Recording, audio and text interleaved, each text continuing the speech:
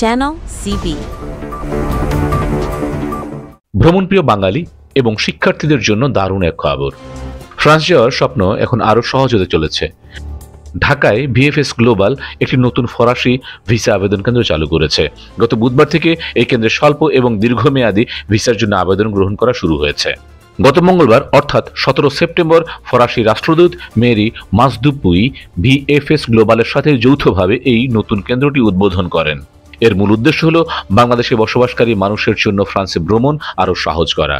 ফরাসি দূতাবাস এই নতুন ভিসা আবেদন কেন্দ্রটি উদ্বোধন করতে পেরে আনন্দিত। ভিসা আবেদনের প্রক্রিয়াটিকে আউটসোর্স করার মূল লক্ষ্যই হল বাংলাদেশের বাসিন্দাদের জন্য ভ্রমণকে আরও সহজ করে তোলা। গুলশান এভিনিউয়ের 118 নম্বর ঠিকানায় এই নতুন কেন্দ্রটি অবস্থিত।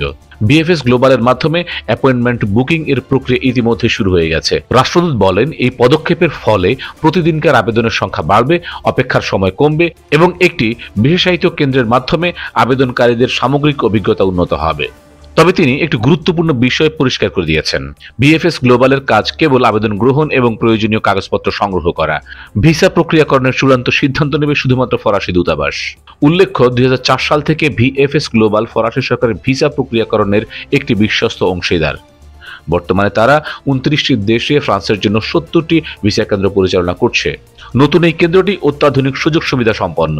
এখানে প্রশিক্ষিত কর্মীরা আবেদনকারীদের প্রতিটি ধাপে সহায়তা করবেন। আবেদনকারীরা এখানে নগদ, কার্ড বা অনলাইনে পেমেন্ট করতে পারবেন।